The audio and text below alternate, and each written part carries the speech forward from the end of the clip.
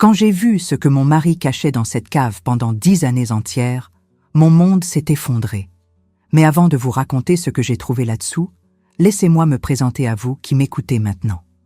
Je m'appelle Edith Louise, mais tout le monde m'a toujours appelée Eddie.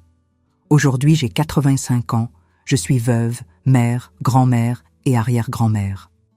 Et regardez, j'ai traversé tellement de choses dans cette vie que parfois je n'arrive pas moi-même à croire que je suis là, vivante, entière, en train de raconter cette histoire pour vous. Avant de continuer, je voudrais vous demander une petite faveur. Mon fils, ma fille, si vous aimez m'écouter, appuyez sur ce petit bouton j'aime là en bas pour moi. Abonnez-vous à la chaîne aussi. Ça aide énormément ce beau travail que les gens font ici. Et dites-moi dans les commentaires d'où vous me regardez. Quelle ville, quelle région. J'adore savoir qui est de l'autre côté, en train de m'écouter. Maintenant, oui, allons-y. L'année était 1967. J'avais 28 ans et j'habitais dans la campagne française, dans un petit village appelé Saint-Joachim-sur-Loire. C'était un de ces villages où tout le monde connaît tout le monde, où les maisons n'avaient pas de hauts murs, où on laissait la porte ouverte et les voisins entraient pour prendre un café sans même prévenir. Vie simple, bonne vie, vous savez. J'étais mariée avec Sébastien depuis déjà 8 ans. On s'était connus lors d'une fête du village. Je n'avais que 20 ans, il avait 25. Sébastien était un bel homme, grand, brun, aux yeux clairs. Ces yeux qui, quand il vous regardait, vous faisiez fondre complètement. Il travaillait comme commis à la mairie. Il s'occupait de paperasse, documents, ces choses d'état civil. Il gagnait bien pour l'époque. On ne manquait de rien, non. Notre petite maison était simple, mais elle était à nous. Vous comprenez? Elle avait 3 chambres, un salon, une cuisine, une salle de bain au fond, une grande cour pleine de poules, et il y avait la cave. Ah, la cave! Cette cave que je vais vous raconter maintenant et qui a changé ma vie pour toujours. La cave de notre maison était grande, vous voyez? Ce n'étaient pas ces petites choses minuscules, non. C'était une pièce entière sous la maison, avec un escalier en bois, un haut plafond bien aéré. On l'utilisait pour ranger les choses, les outils de Sébastien, des boîtes de conserve, des sacs de farine, de haricots, de vieux meubles qu'on n'utilisait plus, des choses normales, des choses de famille. Je descendais là-dessous régulièrement. Chaque semaine, j'allais chercher quelque chose, ranger, nettoyer, parce que j'ai toujours été une femme très minutieuse avec ma maison. Je n'aimais pas le désordre, je n'aimais pas la saleté. Et Sébastien descendait aussi, bien sûr, rangeait ses outils, réparait quelque chose quand il le fallait. C'était un endroit commun de la maison, vous comprenez? Rien d'anormal, rien d'étrange. Jusqu'à ce qu'un jour, tout a changé. C'était un mardi de mars. Je me souviens comme si c'était hier. Il avait beaucoup plu à l'aube, cette pluie forte de campagne, avec le tonnerre qui fait trembler la maison. Je me suis réveillée tôt, comme toujours, pour faire le café de Sébastien avant qu'il n'aille travailler. Il devait être à la mairie à 7 heures du matin pile. J'ai fait le café bien chaud, du pain avec du beurre, du gâteau qui restait de la veille, et j'ai tout mis sur la table. Noémie, ma fille, dormait encore. Elle n'avait que 9 petites années à cette époque.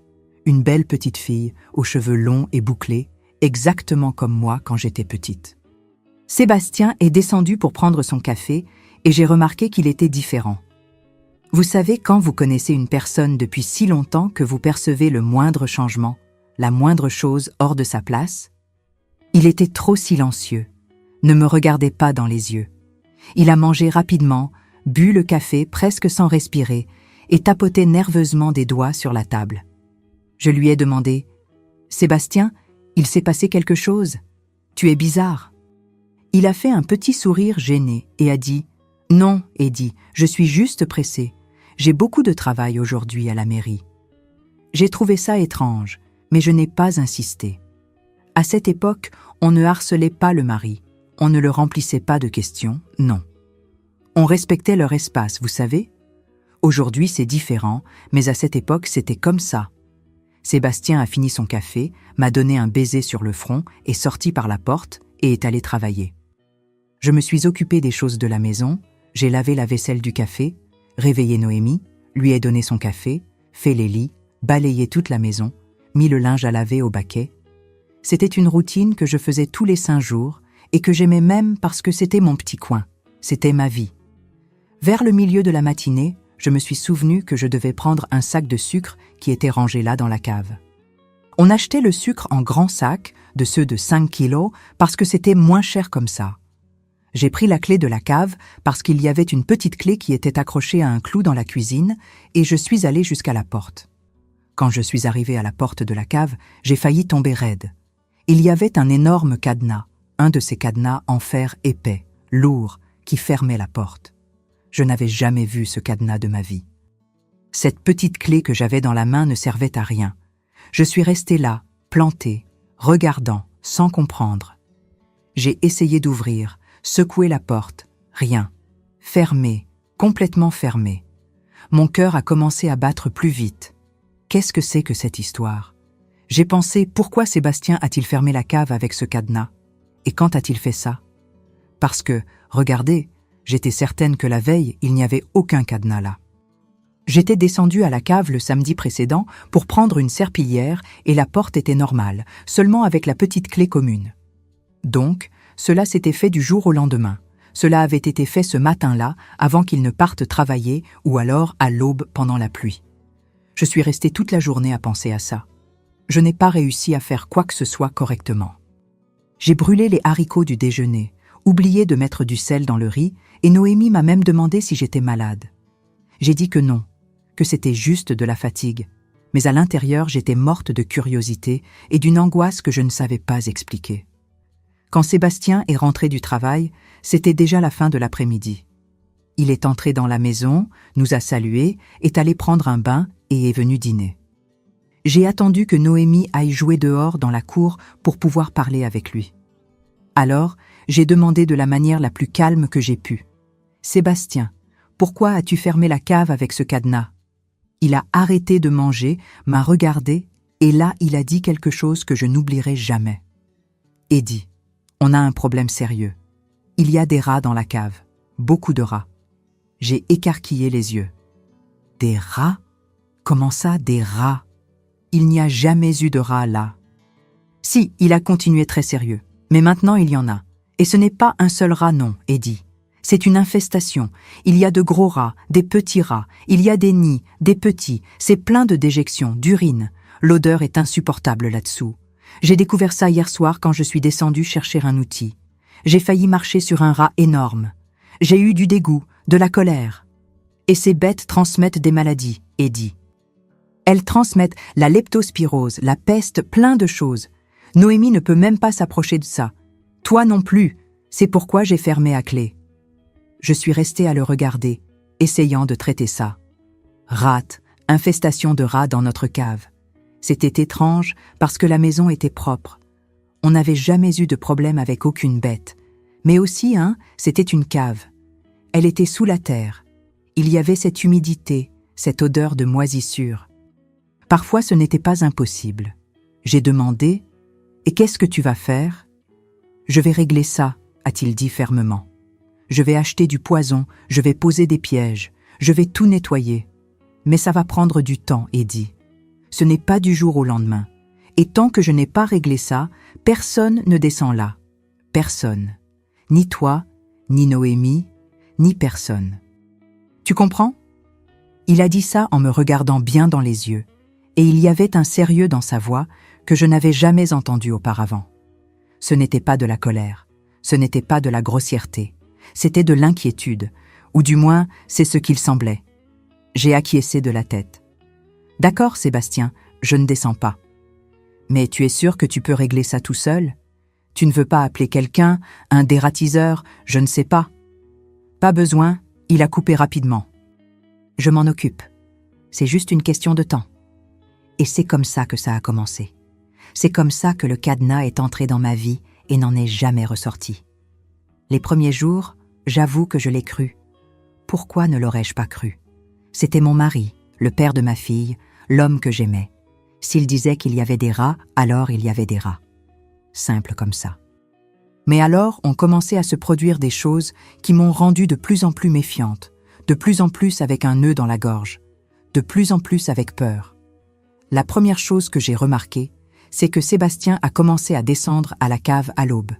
C'est ça même, à l'aube, 2 heures, 3 heures du matin. Je me réveillais au bruit de la porte de la chambre qui s'ouvrait doucement, lui qui sortait en silence, descendant les escaliers. Je faisais semblant de dormir, mais j'étais éveillée. Prêtant attention à chaque son. Je l'entendais ouvrir le cadenas, descendre l'escalier en bois de la cave, cet escalier qui grinçait beaucoup, et rester là-dessous pendant des heures. Des heures? Vous m'entendez? Ce n'était pas une demi-heure, ce n'était pas 40 minutes. C'était 2, 3 heures d'affilée. Et parfois, j'entendais des bruits étranges, des bruits de choses traînées, martelées, des coups secs, comme s'il était en train de construire quelque chose ou de démonter. Et il y avait une odeur qui montait, une odeur chimique, forte qui piquait le nez. Je pensais que c'était le poison à rats qu'il utilisait, mais c'était une odeur si forte, si suffocante, que encore aujourd'hui je m'en souviens et je sens une oppression dans la poitrine. J'ai essayé de lui demander quelquefois « Sébastien, pourquoi tu descends à l'aube? Tu ne peux pas faire ça de jour ?» Et il répondait toujours la même chose. « C'est que je travaille toute la journée, Eddie. J'arrive fatigué. À l'aube, j'ai plus d'énergie. Je suis plus concentré. Et aussi les rats sont plus actifs la nuit, donc c'est mieux que j'agisse à cette heure-là. » Ça avait du sens? Un peu oui, un peu non, mais je n'avais pas comment prouver qu'il mentait, vous comprenez?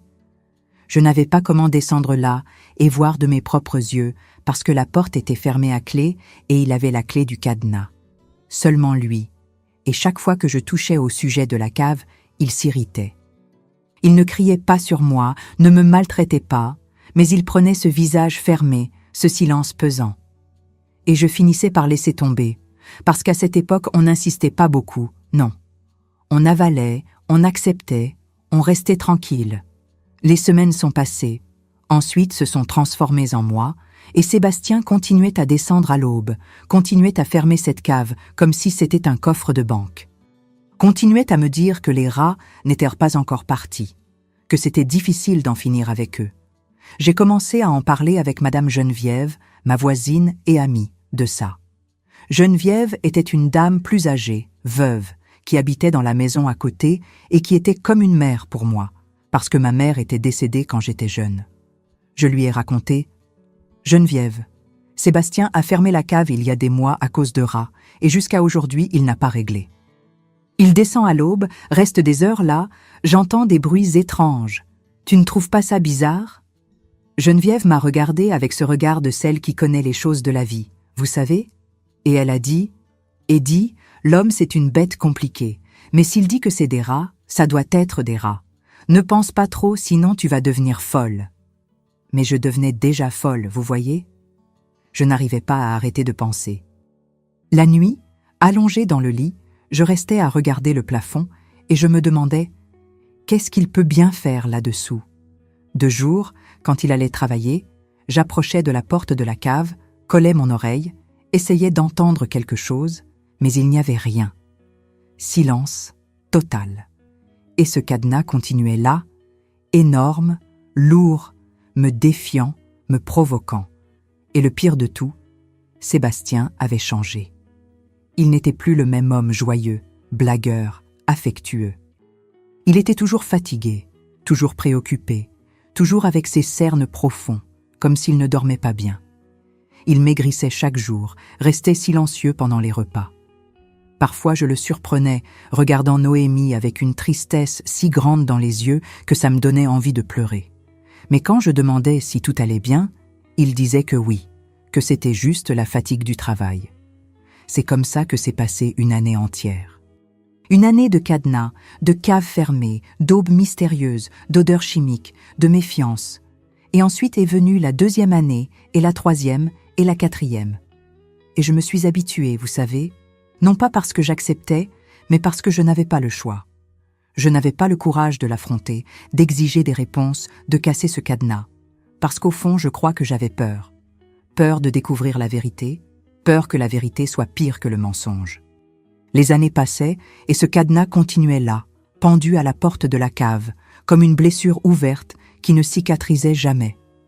Et vous savez ce qui est pire? On finit par s'habituer aux choses fausses. On finit par normaliser ce qui n'est pas normal. Et c'est ce qui m'est arrivé. J'ai commencé à vivre dans cette maison comme si cette cave fermée était la chose la plus commune du monde. On était déjà en 1969, 2 années entières depuis que le cadenas était apparu. Noémie avait 11 ans, commençait à devenir une jeune fille, et Sébastien continuait avec cette routine étrange. Chaque aube, il descendait. Tous les 5 jours, je me réveillais au bruit de la porte, faisais semblant de dormir et restais là allongé, le cœur serré, écoutant ses pas, le grincement de l'escalier, le cadenas qui s'ouvrait et se fermait. Et ces bruits qui venaient de là-dessous? Mon Dieu du ciel, ces bruits me hantaient. Il y avait des nuits où je l'entendais parler tout seul. Ce n'était pas fort, c'était un murmure, comme s'il discutait avec quelqu'un qui n'existait pas. D'autres fois, j'entendais des pleurs étouffés, vous savez, comme s'il souffrait là-dessous, comme s'il portait un poids qui l'écrasait. Et il y avait des aubes où l'odeur qui montait était si forte, si suffocante, que je devais me lever et ouvrir toutes les fenêtres de la chambre pour réussir à respirer. Ce n'était plus une odeur de poison à rat, c'était autre chose. Une odeur de peinture, d'essence, de kérosène mélangée avec quelque chose de chimique que je ne savais pas identifier. Et ça me terrifiait. J'essayais de parler avec lui pendant la journée, mais c'était impossible. Sébastien était devenu un fantôme à l'intérieur de sa propre maison. Il se réveillait, prenait son café en silence, sortait pour travailler, revenait en fin d'après-midi, dînait, restait assis sur la chaise du salon à regarder le mur, et à l'aube, descendait à la cave. Il n'y avait plus de conversation, il n'y avait plus d'affection, il n'y avait plus rien. C'était comme si on était en train de devenir 2 étrangers habitant sous le même toit. Noémie a commencé à le remarquer aussi. Elle était encore enfant, mais elle n'était pas idiote. Une fois, elle m'a demandé « Maman, pourquoi papa est si triste? Pourquoi il ne joue plus avec moi ?» Et qu'est-ce que j'allais répondre, mon fils? Je ne savais pas.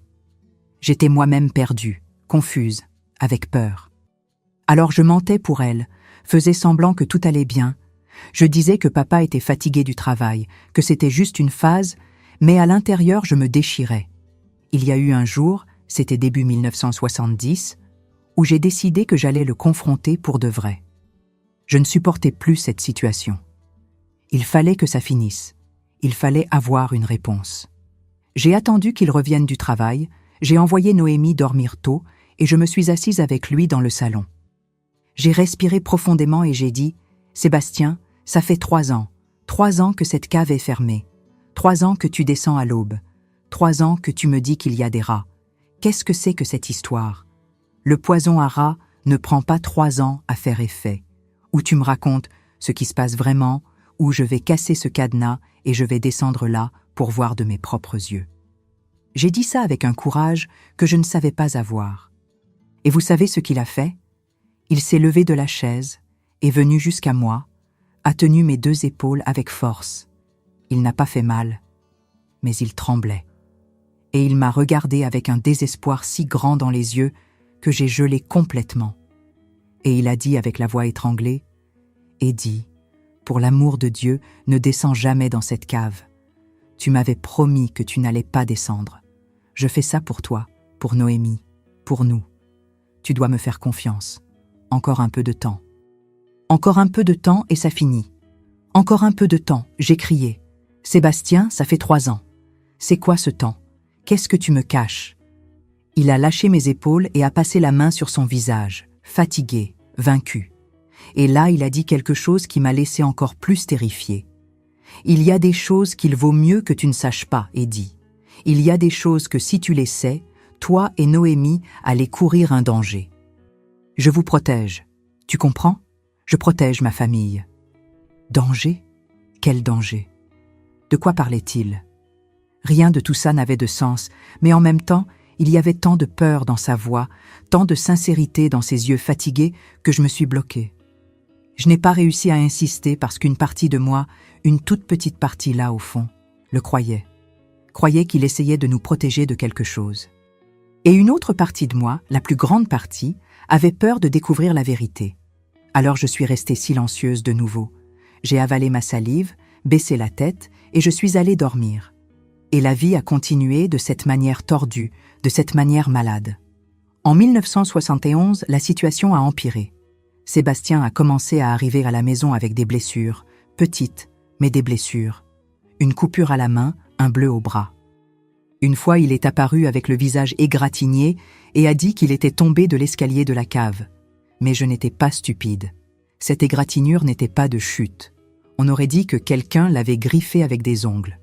Et chaque fois que je voyais ces marques, mon cœur se serrait davantage, parce que je savais qu'il y avait quelque chose de très faux qui se passait. J'ai commencé à faire des cauchemars. Je rêvais que je descendais à la cave et trouvais des horreurs. Je rêvais de sang, de personnes enfermées, de choses que ma tête inventait pour essayer d'expliquer l'inexplicable. Je me réveillais en sueur, tremblante, et Sébastien n'était pas à mes côtés parce qu'il était là-dessous, dans cette maudite cave. Madame Geneviève a remarqué que j'allais mal. Un jour, elle est venue prendre un café avec moi et a dit « Eddie, tu es épuisé, tu es maigre, tu as des cernes, tu as l'air de quelqu'un qui ne dort pas. Ça ne peut pas continuer comme ça. Tu dois prendre une décision. » « Quelle décision, Geneviève ?» J'ai dit presque en pleurant. « Je ne sais pas quoi faire, je ne sais plus rien. »« Tu as déjà pensé à appeler la police ?» Elle a suggéré. « La police ? Appeler la police pour mon propre mari ? J'allais dire quoi ? Qu'il descend à la cave à l'aube ? Qu'il a fermé la cave de sa propre maison ? Ce n'était pas un crime. Il n'y avait rien qui justifie d'appeler la police. En plus, Sébastien travaillait à la mairie. Il était respecté dans le village, connu de tout le monde. Si j'appelais la police et que ce n'était rien, j'allais avoir honte, j'allais salir son nom, j'allais détruire notre famille. « Je ne peux pas faire ça », j'ai répondu. « Je ne peux pas. » Et Geneviève a secoué la tête tristement, parce qu'elle savait que j'étais prise dans une situation sans issue. Les années ont continué à passer. 1972, 1973, 1974. Noémie avait déjà 15, 16 ans. Une belle jeune fille, studieuse, qui rêvait d'être professeure. Elle avait obtenu une place dans une meilleure école dans le village voisin et y allait en bus tous les jours. Et vous savez quelque chose ? Je crois qu'elle partait non seulement pour étudier, mais pour fuir cette maison, parce que cette maison était devenue un endroit sombre, pesant, suffocant. Il n'y avait plus de joie, il n'y avait plus de vie, c'était seulement du silence, des secrets et de la peur. Sébastien était méconnaissable. Il avait tellement maigri qu'il ressemblait à un squelette. La peau était jaunâtre, les yeux creux, les mains tremblaient. Il semblait un homme malade, un homme qui mourait petit à petit. Je le suppliais d'aller voir le médecin, mais il refusait. Il disait qu'il allait bien, que c'était juste la fatigue. Mais ce n'était pas juste la fatigue. Cet homme était dévoré de l'intérieur par quelque chose que je n'arrivais pas à voir. Il y a eu une nuit, c'était l'aube de 1975, où j'ai décidé de faire quelque chose que je n'avais jamais fait avant. J'ai décidé de le suivre. Quand il s'est levé du lit et est sorti de la chambre, j'ai attendu quelques petites minutes et me suis levée aussi, tout doucement, sans faire de bruit. J'ai descendu les escaliers derrière lui, me cachant dans les ombres, le cœur battant si fort que j'ai cru qu'il allait exploser. Je l'ai vu ouvrir le cadenas de la cave, regarder autour pour voir s'il y avait quelqu'un de réveillé et descendre. Je suis restée là, plantée dans la cuisine, à quelques mètres de la porte de la cave. Et pour la première fois en 8 ans, j'ai entendu avec clarté ce qui se passait là-dessous. J'ai collé mon oreille à la porte et j'ai écouté. Et ce que j'ai entendu m'a fait trembler des jambes jusqu'à la tête. Il y avait du bruit de papier, beaucoup de papier, comme s'il manipulait des piles et des piles de feuilles. Il y avait du bruit de tampons qui tapaient, ce son répétitif, toc, toc, toc. Il y avait une odeur d'encre fraîche, et il y avait sa voix murmurant des noms. Des noms que je ne connaissais pas, des noms étranges, des noms de familles différents, comme s'il lisait une liste. Et ensuite, j'ai entendu des pleurs bas, étouffés, désespérés. C'était lui qui pleurait tout seul là-dessous. Je me suis reculée, terrifiée. Je suis retournée dans la chambre en silence, me suis couchée dans le lit et ai fait semblant de dormir. Quand il est revenu, environ 2 heures plus tard, j'ai fait semblant de n'avoir rien vu, mais j'avais vu. J'avais entendu, et maintenant je savais que quoi qu'il soit en train de faire dans cette cave avait à voir avec des papiers, avec des tampons, avec des noms. Mais qu'est-ce que c'était? De la falsification? Du trafic de documents? Il volait la mairie? Il était impliqué avec des gens mauvais? Ma tête ne cessait de tourner. Dans les années suivantes, 1976 et 1977, la situation devenait de plus en plus insoutenable. Sébastien me parlait à peine. Noémie passait toute la journée dehors, et moi, je devenais une ombre. Je n'avais plus de vie sociale, ne parlais plus avec les voisines, n'allais plus à la messe, ne faisais plus rien. Je ne pensais qu'à cette cave, à ce cadenas, à ce secret qui me tuait de l'intérieur.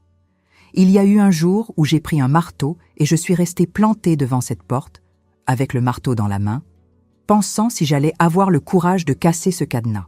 Je suis restée là environ 20 minutes, juste à regarder, tremblante, pleurant, mais à la fin je n'ai pas eu le courage parce que j'avais peur. Peur de ce que j'allais trouver, peur que la vérité soit si horrible que je n'arrive plus à vivre après l'avoir su. En mars 1977, 10 ans après que ce cadenas soit apparu, s'est produit ce qui a tout changé. S'est produit l'accident qui m'a forcé à prendre l'initiative que je n'avais pas eu le courage de prendre en une décennie entière. C'était un jeudi. Sébastien était sorti pour travailler, comme toujours, à vélo, parce que la mairie était proche et il aimait pédaler. J'étais à la maison en train de faire le déjeuner quand Madame Geneviève est arrivée en courant, essoufflée, les yeux écarquillés. « Eddie, il s'est passé un malheur. Sébastien a été renversé. » Mon monde s'est effondré à cette seconde. J'ai tout laissé et suis sortie en courant avec elle. On est allé jusqu'à la rue principale et il y avait plein de monde autour. Ambulance, police, tout ce remue-ménage. Sébastien était allongé par terre, saignant, inconscient. Il avait été renversé par un camion qui ne l'avait pas vu traverser. Ils l'ont emmené à l'hôpital en courant. Je suis allée avec dans l'ambulance, désespérée, tenant sa main, le suppliant de ne pas mourir.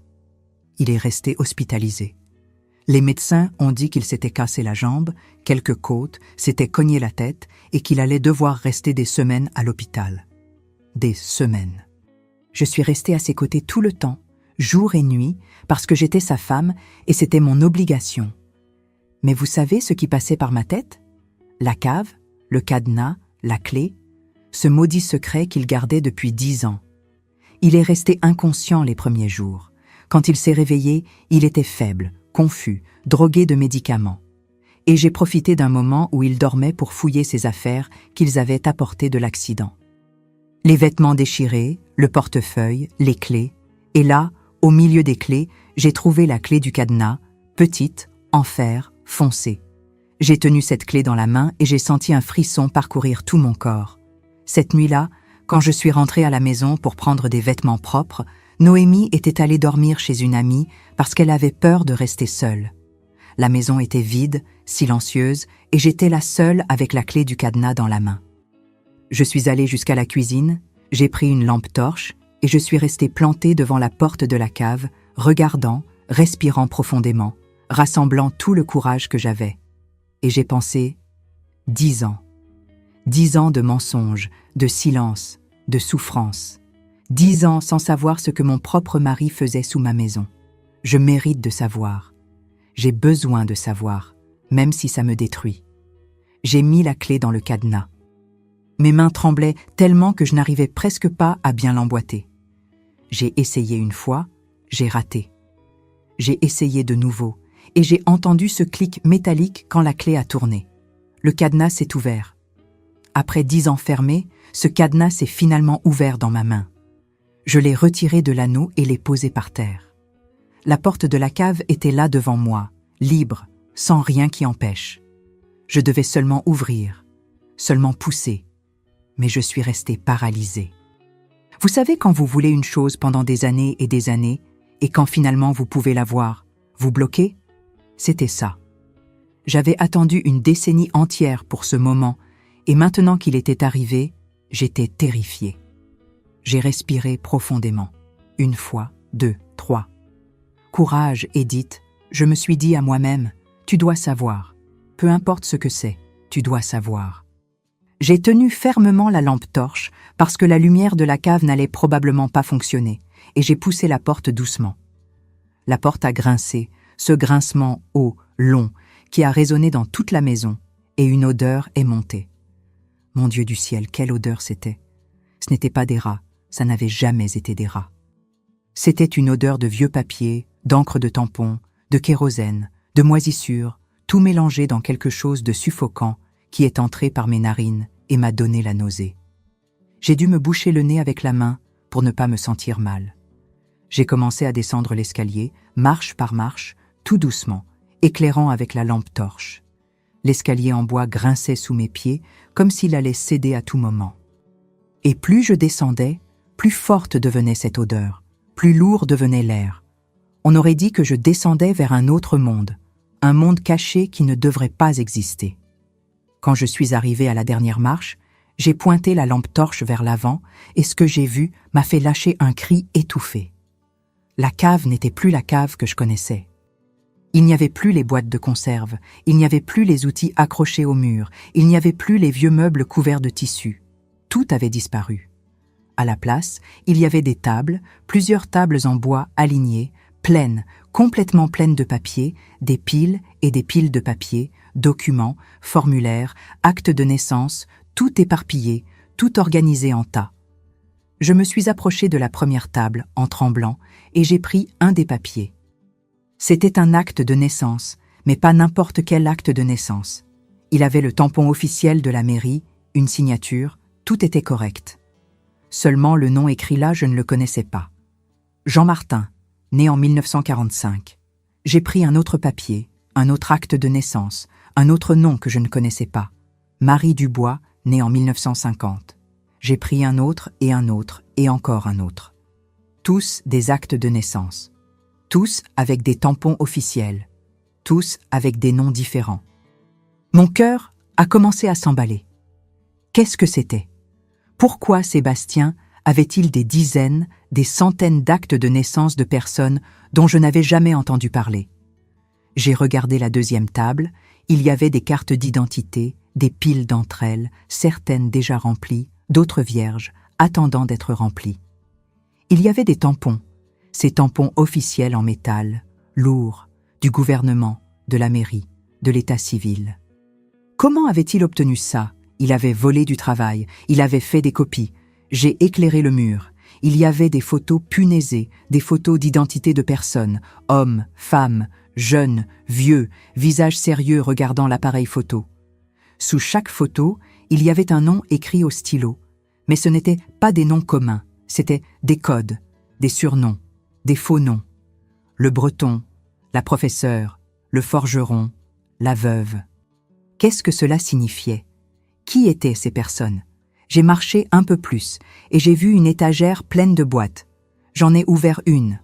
Encre, encre pour tampon, encre pour impression. J'en ai ouvert une autre. Produits chimiques que je ne savais pas ce qu'ils étaient, avec des étiquettes effacées, une odeur forte qui piquait.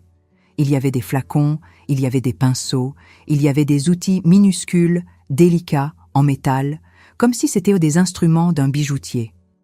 Et dans le coin de la cave, il y avait une valise, une grande valise en cuir, vieille, fermée avec un cadenas aussi. J'ai cherché la clé, mais je ne l'ai pas trouvée. J'ai essayé d'ouvrir de force, mais je n'ai pas réussi. Mais je savais qu'il y avait quelque chose d'important à l'intérieur de cette valise. Je le sentais. J'étais en choc. Tout ça était si surréaliste, si absurde que je n'arrivais pas à le traiter. Mon mari, Sébastien, l'homme que j'aimais, que je pensais connaître, avait transformé notre cave en un quoi? Un endroit de falsification de documents. Il faisait de faux documents. Pour qui? Pourquoi? J'ai continué à chercher.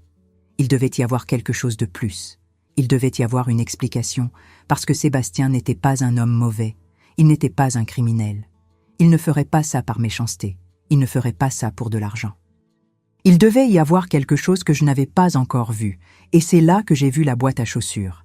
Elle était cachée sous une des tables dans le petit coin, comme s'il avait essayé de la cacher au maximum. J'ai pris la boîte, l'ai posée sur la table, l'ai ouverte, et dedans il y avait des lettres, beaucoup de lettres, des enveloppes jaunies, certaines ouvertes, certaines encore fermées. J'ai pris la première lettre, les sortis de l'enveloppe et ai commencé à lire avec la lumière de la lampe torche. L'écriture était d'une autre personne, ce n'était pas celle de Sébastien. C'était une écriture petite, serrée, agressive. Et ce qui était écrit là m'a fait sentir le sol disparaître sous mes pieds. Sébastien, tu sais ce que tu dois faire. 10 actes de naissance de plus d'ici vendredi. Ne sois pas en retard. Ne complique pas. Tu connais les conséquences. Conséquences ? Quelles conséquences ? J'ai pris une autre lettre, la même écriture. Sébastien, le travail devient lent. Tu testes notre patience. Tu te souviens de ta fille ? Noémie, n'est-ce pas ? Quelle belle petite fille. Ce serait dommage si quelque chose lui arrivait sur le chemin de l'école. J'ai lâché la lettre comme si elle avait pris feu dans ma main. Ma fille, ils avaient menacé ma fille, Noémie, ma petite. J'ai pris une autre lettre désespérée et ai lu « Sébastien, n'essaie pas de fuir, n'essaie pas de dénoncer. On a des yeux partout. Si tu ouvres la bouche, ta famille paie. Toi, Edith, Noémie, tous. Continue à faire le travail correctement et personne ne se blesse. » Les larmes ont commencé à descendre sur mon visage. Je n'arrivais pas à arrêter de lire. Il y avait plus de lettres, des dizaines d'entre elles, toutes avec des menaces, toutes le pressant, le forçant à faire ce travail sale. Et au fond de la boîte, il y avait une lettre différente. C'était de Sébastien, c'était son écriture, et c'était écrit comme si c'était un journal, comme s'il avait eu besoin de mettre dehors tout ce qu'il ressentait. J'ai lu « Aujourd'hui, ça fait 5 ans que ça a commencé. 5 ans que je suis prisonnier dans ma propre maison, dans ma propre vie. Ils m'ont attrapé un jour où j'ai commis une erreur au travail, une petite erreur, bête. J'ai mélangé des actes de naissance, signé des documents faux, mais ils ont découvert et m'ont fait chanter.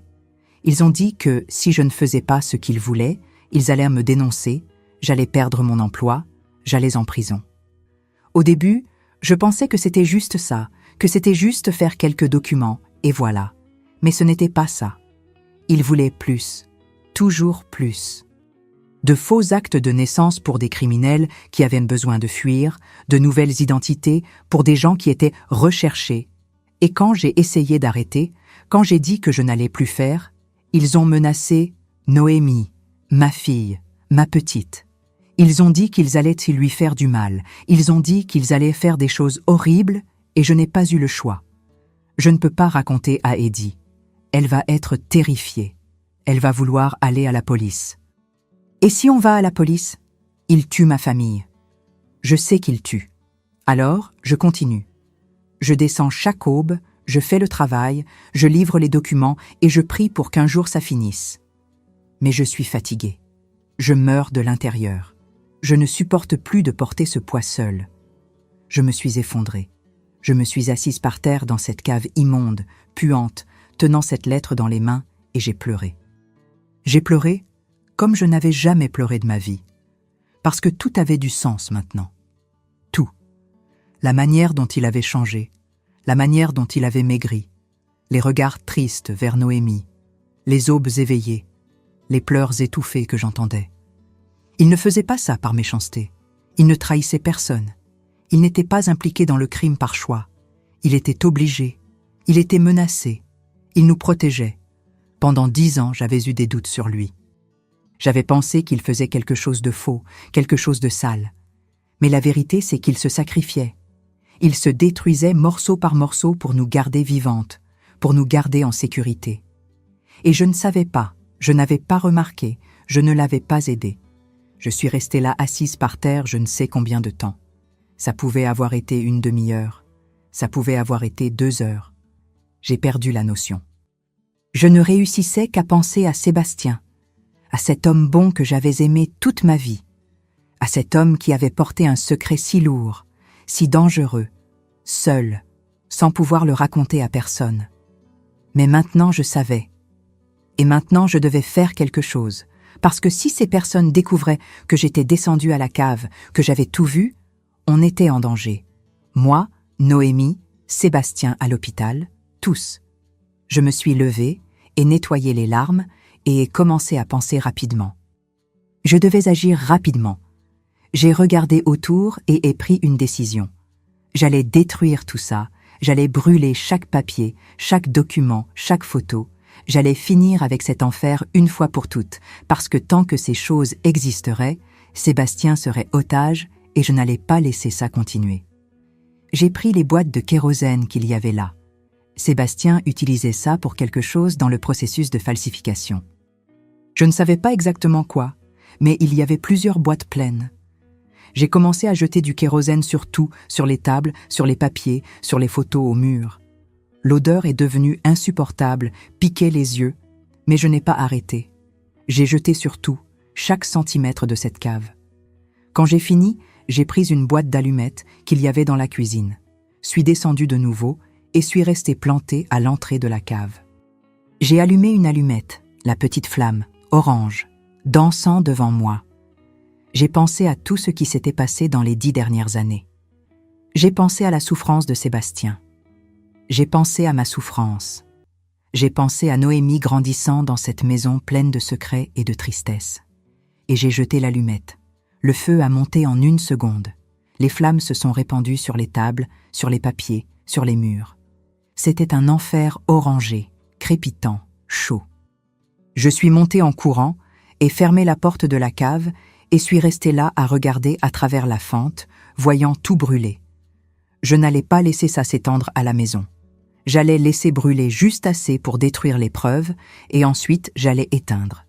Je suis resté là environ 20 minutes à contrôler le feu, jetant de l'eau quand nécessaire. Quand j'ai finalement tout éteint, la cave était détruite. Tout était devenu cendre. Les papiers, les photos, les tables, tout. Il ne restait rien. Aucune preuve, aucun document, rien qui puisse être utilisé contre Sébastien ou contre nous. J'ai fermé la porte à clé de nouveau et remis le cadenas et suis monté. J'ai pris un long bain, enlevé l'odeur de fumée du corps, changé de vêtements et suis allé à l'hôpital. Je suis arrivé à l'aube. Sébastien dormait. Je me suis assise à côté de son lit et tenu sa main, cette main maigre, pleine de cale, pleine de souffrance, et j'ai murmuré « Je sais tout, Sébastien ». Je suis descendu à la cave. J'ai vu, j'ai lu les lettres, et j'ai tout détruit, tout brûlé. Il ne reste rien. Tu es libre maintenant. On est libre. Il ne s'est pas réveillé. Il dormait profondément à cause des médicaments. Mais j'ai parlé quand même, parce que je devais parler. Je devais qu'il sache, même si c'était seulement dans mon cœur, que j'avais découvert la vérité et que j'avais fait quelque chose pour aider. Dans les jours suivants, pendant que Sébastien était encore hospitalisé, je suis restée à la maison en garde, terrifiée. J'avais peur que ces personnes apparaissent, qu'elles découvrent ce que j'avais fait, qu'elles viennent après nous, mais personne n'est apparu. Aucune lettre, aucun message, rien. C'était comme s'ils avaient disparu. Ou peut-être qu'avec l'accident de Sébastien, avec lui à l'hôpital, ils avaient renoncé à lui. Je ne savais pas, mais le silence m'a donné un peu d'espoir. Quand Sébastien a finalement eu son autorisation de sortie, presque 1 mois plus tard, il est rentré à la maison différent, plus faible, plus lent à cause de la jambe cassée, mais il y avait quelque chose dans son regard, une curiosité, une peur. Il est allé directement à la cave, boitant, appuyé sur une béquille, a ouvert le cadenas, est descendu et est resté là-dessous environ 5 minutes. Quand il est remonté, il était blanc, m'a regardé et je l'ai regardé en retour. Et on s'est compris sans avoir besoin de parler. Il savait que j'avais découvert. Je savais qu'il savait. Et à ce moment-là, sans un mot, on a fait un accord silencieux. Mais l'histoire n'était pas encore finie. Cette nuit-là, après que Sébastien soit remonté de la cave et m'ait regardé avec ses yeux pleins de peur et de soulagement en même temps, on n'a pas parlé, on n'en avait pas besoin. Il s'est assis sur la chaise du salon, je me suis assise de l'autre côté et on était restés là en silence, juste à se regarder. C'était comme si 10 ans de mensonges, de secrets, de douleurs s'étaient effondrés entre nous. Et maintenant, on essayait de comprendre ce qui restait. Après un moment, il a parlé. La voix était rauque, fatiguée, cassée. « Tu n'aurais pas dû descendre, Eddie. » « Je sais, j'ai répondu, mais je suis descendu. Et j'ai tout vu. J'ai lu les lettres. Je sais ce qu'ils t'ont fait. Je sais que tu nous protégeais. » Il a fermé les yeux et 2 larmes ont coulé sur son visage. Je n'avais jamais vu Sébastien pleurer. Jamais. Ni quand sa mère est morte, ni quand il a traversé une difficulté. Mais à ce moment, il a pleuré, et ça a brisé mon cœur en petits morceaux. Je ne savais pas quoi faire, il a dit, la voix étranglée. Ils m'ont attrapé dans un piège. J'ai commis une erreur bête au travail, juste une erreur. Et ils ont utilisé ça contre moi. Ils m'ont obligé à faire ces faux actes de naissance, ces documents. Et quand j'ai voulu arrêter, ils ont menacé. Ils ont menacé Noémie. Ils ont dit qu'ils allaient vous faire du mal, qu'ils allaient faire des choses terribles. Je ne pouvais pas laisser. J'ai préféré mourir petit à petit plutôt que de laisser quelque chose vous arriver à vous deux. Je me suis levée, suis allée jusqu'à lui et embrassé cet homme détruit qui était mon mari et ai parlé à son oreille. Tu as porté ça seul pendant trop longtemps, mais maintenant je sais et maintenant on va sortir de ça ensemble. Il s'est accroché à moi comme un enfant effrayé. Et cette nuit-là, pour la première fois en 10 ans, on a dormi enlacés pour de vrai. Il n'y avait plus de secret, il n'y avait plus de cadenas, il y avait juste nous, 2 survivants d'une guerre silencieuse que personne d'autre ne savait qui existait. Mais la paix a duré peu, très peu. 2 jours plus tard, un matin d'avril 1977, j'étais en train d'étendre le linge sur le fil dans la cour quand j'ai entendu une voiture s'arrêter devant la maison. J'ai regardé par la fenêtre et j'ai vu 2 hommes descendre. Des hommes grands, en costume sombre, lunettes noires, avec cette posture de qui n'est pas là pour plaisanter. Mon sang a gelé. Ils ont frappé à la porte. 3 coups secs, forts. Je suis allé ouvrir, le cœur emballé. Quand j'ai ouvert, un d'eux a dit « Vous êtes l'épouse de Sébastien ?» Oui, j'ai répondu, essayant de garder la voix ferme. On doit parler avec lui. Affaire urgente. Il ne peut recevoir personne maintenant. Il se remet d'un accident. Il a la jambe cassée. On n'a pas demandé la permission, madame. On va entrer. Et ils sont entrés comme ça, sans plus ni moins. Ils sont passés devant moi comme si j'étais invisible et sont allés directement au salon où Sébastien était assis, encore avec sa béquille. J'ai couru derrière eux. Sébastien, un des hommes a dit, la voix grosse, menaçante. Ça fait plus d'1 mois qu'on ne reçoit aucun travail de toi. Où sont les actes de naissance que tu devais avoir livrés? Sébastien est devenu blanc, m'a regardé, puis les a regardés et a essayé de parler. J'ai eu un accident. Je suis resté à l'hôpital, je n'ai pas pu. On ne veut pas savoir d'excuses, l'autre homme a coupé. On a des clients qui attendent, il y a des gens qui ont besoin de ces documents pour hier. Tu vas devoir compenser le retard. Je ne peux plus faire ça, Sébastien a dit. Et le courage que j'ai vu à ce moment m'a surprise. Je n'en peux plus, j'ai fait ce que vous vouliez pendant des années. Maintenant c'est fini, je ne fais plus. Le silence qui est tombé dans le salon était lourd, suffocant. Les 2 hommes se sont entre-regardés et alors un d'eux a fait un sourire tordu, dangereux. « Ah oui? C'est fini. Tu penses que c'est comme ça que ça fonctionne, Sébastien? Tu penses que tu commandes ici ?» Il s'est approché dangereusement près. « On sait où ta fille étudie. On sait à quelle heure elle prend le bus. On sait tout sur vous. Et si tu ne retournes pas au travail, Noémie va avoir un accident aussi. Seulement le sien ne va pas la laisser juste avec une jambe cassée. Tu comprends? » J'ai crié. Je n'ai pas réussi à me contrôler. J'ai avancé vers cet homme et ai crié « Sortez de ma maison, sortez maintenant, je vais appeler la police. » Il m'a regardé avec mépris et a fait un rire court. « La police? Vous pensez que la police va faire quelque chose? On a des contacts partout, ma petite dame. Commissaire, juge, maire, tout le monde. Si vous ouvrez la bouche, c'est vous qui allez aller en prison, pas nous, parce que c'est Sébastien qui a falsifié les documents, c'est lui qui va répondre de ça. » Et ils sont sortis, comme ils étaient entrés, sans demander la permission, sans s'en soucier, comme s'ils étaient maîtres du monde. Quand la porte s'est fermée, Sébastien et moi sommes restés là paralysés, tremblants. La menace était réelle. Il savait tout et il n'allait pas abandonner. Cette nuit-là, quand Noémie est rentrée de l'école, Sébastien et moi avons eu la conversation la plus difficile de nos vies. On s'est assis avec elle et on lui a tout raconté. On ne pouvait plus cacher. Elle avait 17 ans, c'était déjà une jeune femme et elle méritait de savoir le danger qu'on courait. Elle est restée en choc, a beaucoup pleuré. à demander pourquoi papa n'avait jamais raconté avant, pourquoi il avait tout supporté seul. Et Sébastien, avec la voix cassée, a répondu « Parce que je voulais vous protéger, mais maintenant je vois que j'ai seulement empiré tout. Et maintenant on doit prendre une décision. Ou on reste et on continue otage de ces personnes, ou on fuit, on disparaît. On recommence ailleurs, loin d'ici. Fuir. Le mot a résonné dans le salon comme un tonnerre.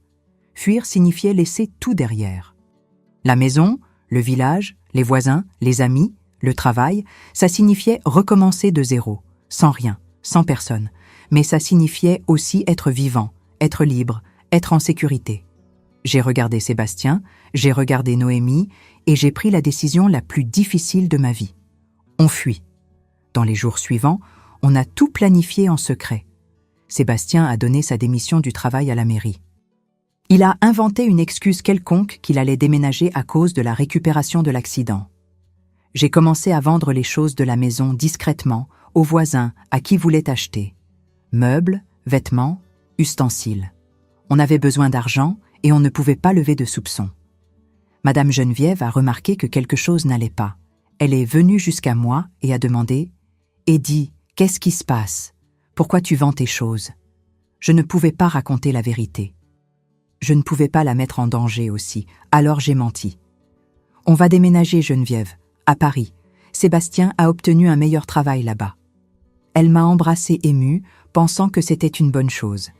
Si elle savait qu'on fuyait pour sauver nos vies, elle serait désespérée.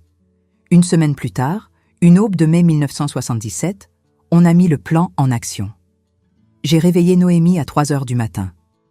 On a pris seulement l'essentiel, une valise de vêtements chacune, quelques documents, l'argent qu'on avait réussi à rassembler. Sébastien, même avec la jambe encore blessée, a porté les valises jusqu'à la route, où on avait convenu de prendre un bus qui passait tôt en allant vers Lyon.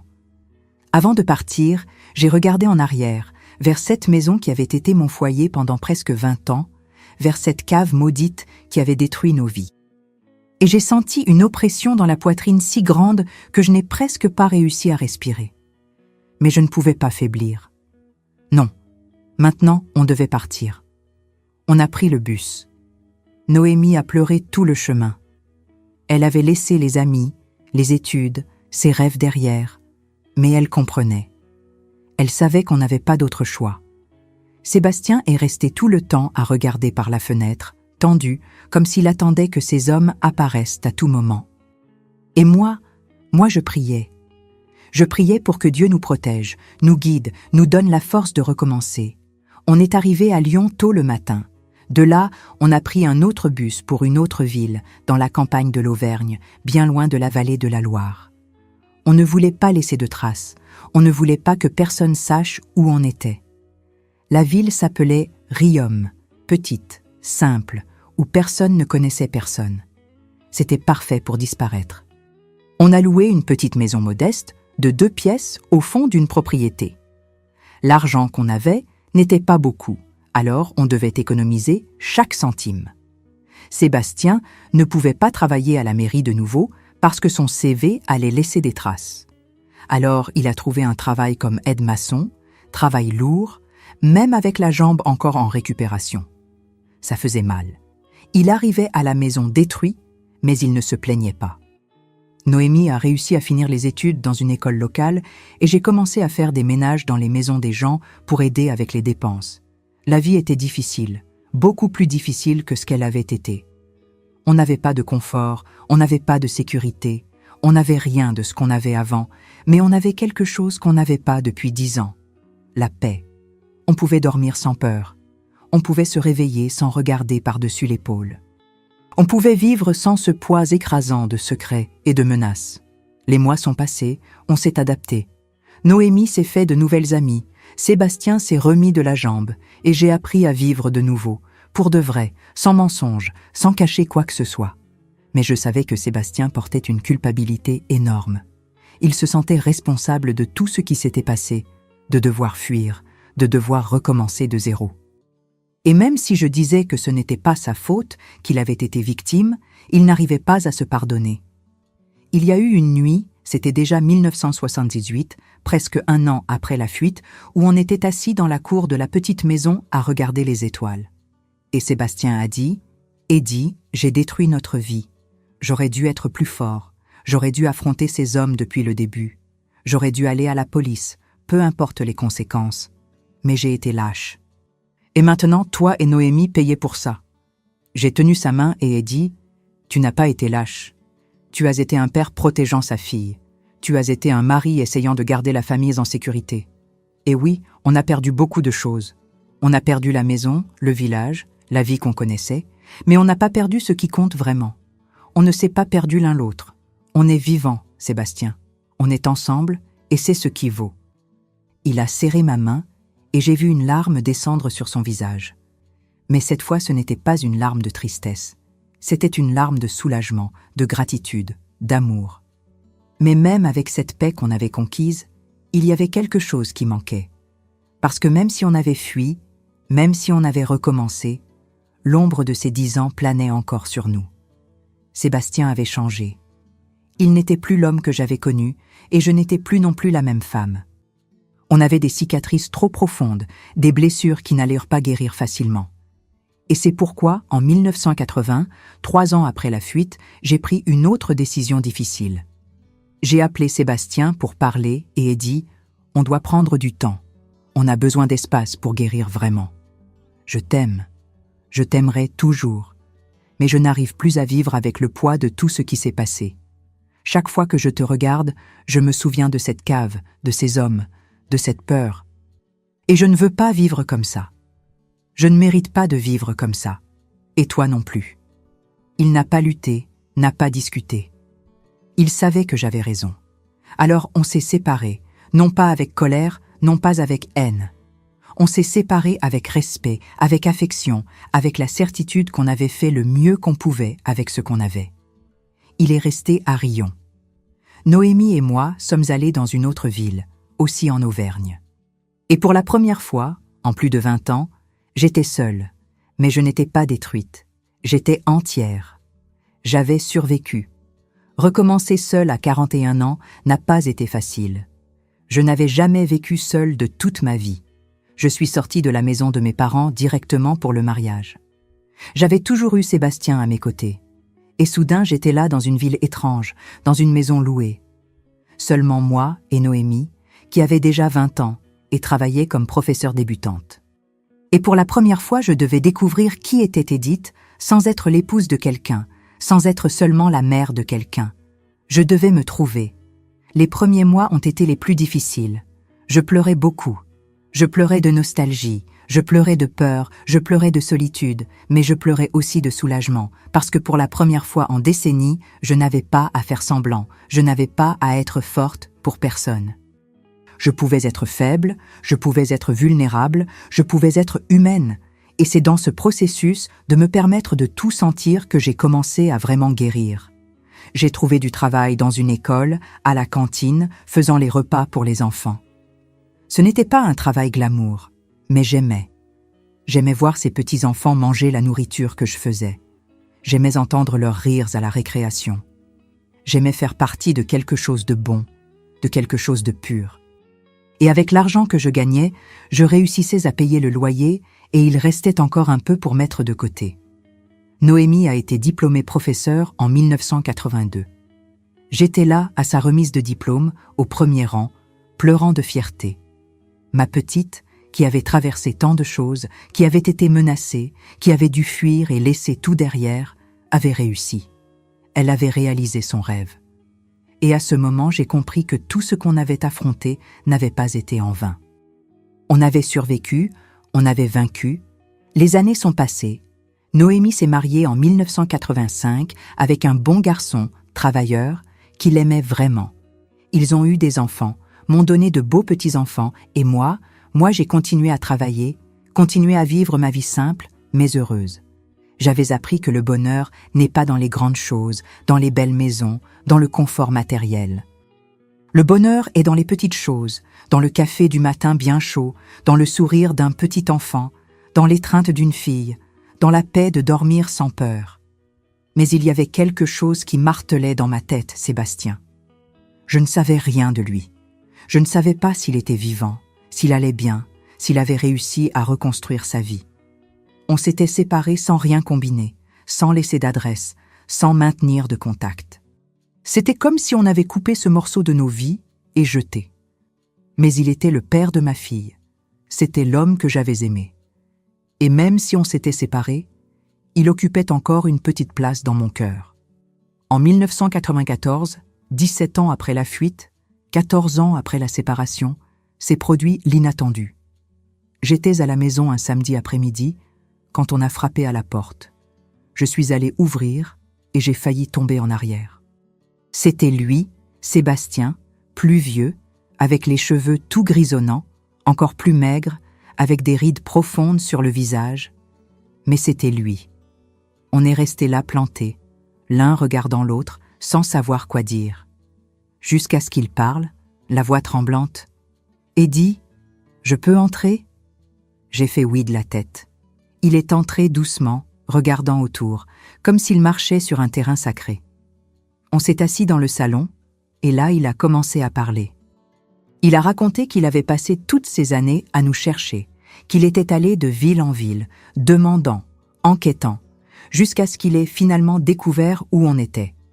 Il a raconté qu'il avait beaucoup travaillé, qu'il avait mis un peu d'argent de côté, qu'il avait essayé de reconstruire sa vie, mais qu'il n'avait jamais réussi à être vraiment heureux, parce qu'il portait la culpabilité de tout ce qui s'était passé.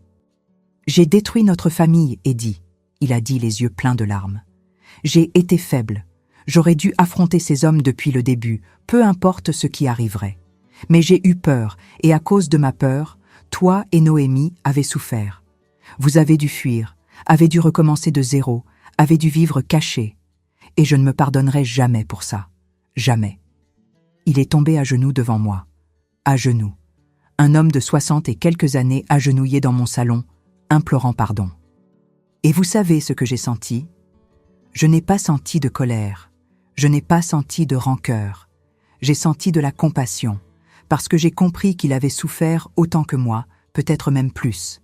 Il avait porté ce poids seul pendant 10 ans, s'était sacrifié pour nous protéger, et ensuite avait porté la culpabilité pendant 14 ans de plus. Cet homme avait vécu un enfer, et il méritait la paix. Je me suis agenouillée avec lui et tenu son visage dans mes mains et ai dit « Sébastien, je te pardonne de cœur. Tu n'as pas été faible, tu as été humain. Tu as fait le mieux que tu pouvais avec ce que tu avais. Et oui, on a souffert, mais on a aussi survécu. Noémie va bien, elle est professeure, elle s'est mariée, a des enfants.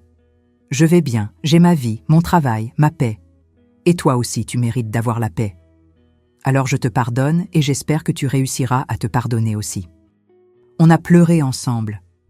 Là, agenouillés dans ce salon simple, on a pleuré tout ce qu'on n'avait pas pleuré pendant toutes ces années. Et c'était libérateur. C'était comme si un poids énorme était sorti de nos dos.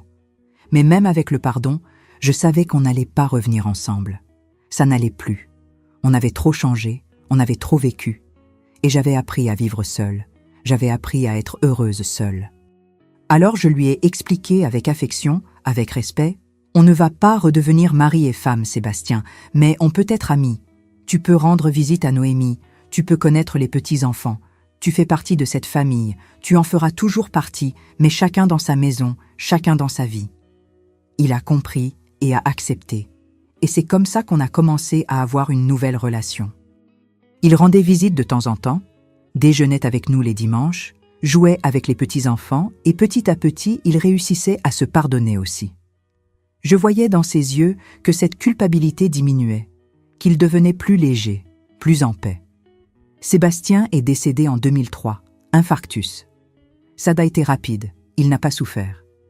J'étais là à la veillée funèbre, tenant la main de Noémie, regardant ce cercueil. Et vous savez ce que j'ai senti ? De la gratitude. De la gratitude, parce que même avec tout ce qu'on avait traversé, on avait réussi à faire la paix. On avait réussi à terminer cette histoire avec amour, avec pardon, avec dignité. Aujourd'hui, en 2024, je suis là avec mes 85 ans. Je suis arrière-grand-mère de 6 beaux petits-enfants. J'habite dans une petite maison, mais confortable, que j'ai réussi à acheter avec mon travail. Je n'ai pas de luxe, je n'ai pas de richesse, mais j'ai le suffisant. Et plus important, j'ai la paix. Quand je regarde en arrière, vers tout ce que j'ai vécu, Je ne sens plus de colère, je ne sens plus de rancœur. Je sens de la fierté. Fierté d'avoir survécu, fierté d'avoir élevé ma fille seule et d'avoir fait d'elle une femme bien. Fierté d'avoir reconstruit ma vie après que tout se soit effondré. Fierté d'avoir appris à pardonner, à me pardonner, à continuer. Beaucoup de gens me demandent « Madame Eddy, comment avez-vous réussi? Comment avez-vous supporté tout ça ?» Et je réponds « On est beaucoup plus fort qu'on imagine. On a une force en nous qu'on ne sait même pas qu'elle existe jusqu'à devoir l'utiliser. Et quand la vie vous jette par terre, vous avez deux choix. Rester là ou vous lever. J'ai choisi de me lever à chaque fois. Même si ça faisait mal, même si ça semblait impossible, je me levais. Parce que je n'ai pas fait tout ça seulement pour moi, je l'ai fait pour ma fille, je l'ai fait pour mes petites filles, je l'ai fait pour montrer qu'on peut recommencer.